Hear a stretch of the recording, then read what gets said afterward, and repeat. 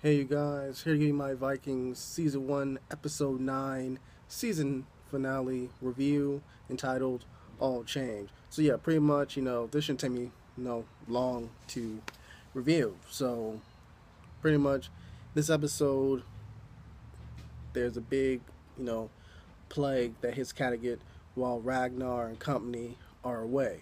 So pretty much there were a few casualties, and the reason why this plague happened, I believe that the plague happened because of Siggy's either cousin or yeah, I believe it was Siggy's cousin because her cousin got it from her son who died, and vice versa gave it to Siggy. And Siggy, I think, gave it to everyone, gave it to Gita and whatever. So pretty much the village is all sick and shit, including Athelstan. And Gita's sick. So Gita tells Lagatha to pray for Athelstan, and Athelstan, survives, the plague, but unfortunately Gita dies, and that really fucks me up. I was like, damn, she really died. I didn't really think she was gonna die. I thought she was gonna, have an important role for the upcoming season, but no, Gita died. It was really like a sad, moment to see Lagatha have to literally pretty much just put her child on a pyre and burn her with the rest of the lost, community members of Kattegat. So yeah, um, another thing that happened in this episode, as noted from the previous one, King Horg wanted Ragnar to pretty much settle some land disputes with Jarl Borg, who's from Götaland, which is pretty much the equivalent of modern day Sweden. So, yeah, so pretty much they traveled a long way. Ragnar, Rollo, Björn, Floki, One Eye, and Torsten, and pretty much y'all boys acting like a dick. Literally they were in the cold, all this shit. They're just waiting.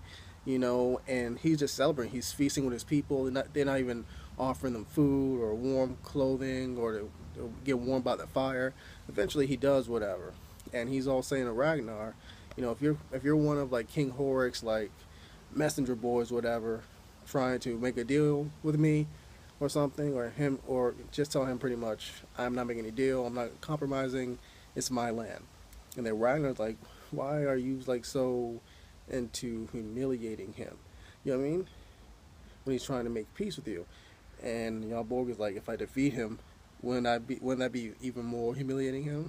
And Ragnar's like, nah, if he fights well, you know? And then Borg just looks at him and is like, who are you? And Ragnar's like, I'm Ragnar Lothbrok, or something to that effect. And you notice Rollo's jealousy on his face when Ragnar's like, I'm surprised you heard of me, you know what I mean? And then Borg's like, well, everyone heard of the man who sailed west, and all that stuff. So he pretty much tells his people, feed them, clothe them, let them drink and eat, let them be merry, and we'll talk about it, in the morning. So pretty much during the meeting, Borg can sense the dissension and the jealousy and the tension between Ragnar and Rollo, more specifically Rollo, and Ragnar pretty much leaves with his boys, you know, while Rollo is with Borg. Borg uses the opportunity to try to turn Rollo against Ragnar. He tells a story of which he once had a brother, you know, who they're very close, they share the same women, all this stuff, hunt together, all that shit. Pretty much, his brother tried to poison him at his wedding, but the only reason why he wasn't able to get poisoned because his wife sipped his cup. So Yalbo was saying that's his biggest regret.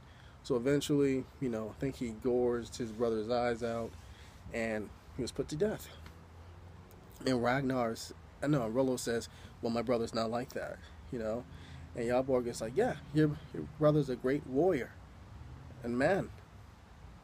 And then Rollo's like, I am the same as him. And then Yalborg's like, yeah, I believe you, but I never heard of you. The biggest like kind of one-sided compliment, yet biggest one-sided like insult.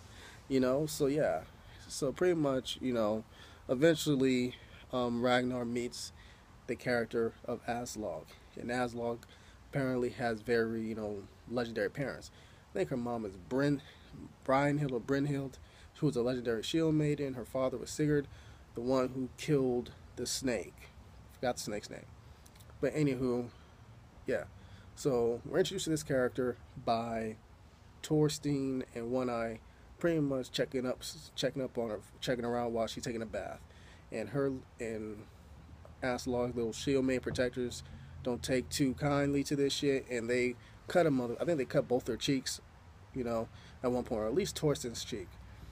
So Aslog tells them to go get their master, or whatever, their leader, and she wants an apology.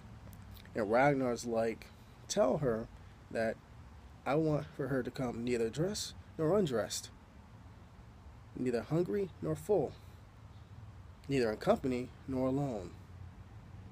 So yeah, it was kind of a really, he tells them, did you get that? And when I was like, yeah, I got that. I didn't get what the fuck you just said, but I got it. I can tell that to her. So yeah, so pretty much Aslog comes, whatever. She's dressed in a net. She's eating an apple, and she has a dog. So you can tell this woman's very clever. So yeah, so Ragnar takes an interest in her wit, her intelligence, not necessarily her beauty, even though she is a beautiful woman. Though I don't think she's as beautiful as Lagertha, but whatever. They're both attractive. So pretty much Ragnar, her, and Aslog engage in a little bit of a little lovey-dovey shit, and Bjorn's not taking that shit. Bjorn's pissed off because he's very loyal to his mom. Tells his father he wants him to stop, and Ragnar's like, okay, I'll stop, whatever. So, yeah, there was one point where she tried, which I believe a few days later, or like the next day or next night, Aslog tries to ride Ragnar. Ragnar's like, no. She leaves, and you can see Bjorn smiling when he hears this. So, yeah, turns out Aslog is pregnant with his child, and Ragnar's very happy, you know what I mean? Because that's all he's been wanting, ever since the series he's going to have many sons, whatever, and wondering who's going to birth them. So, yeah, so we have at this point that I believe Floki tells King Horik that there has been a deal reached or something, or gives him the offer. I really forgot this part, because to be honest with you, this part to me wasn't that important in this episode. But anywho, Floki returns back. There's this feast. Yalborg wants to know what King Horik said. So pretty much in a nutshell, there's no agreement, there's no terms, and King Horik and Yalborg are set for a collision course, whatever.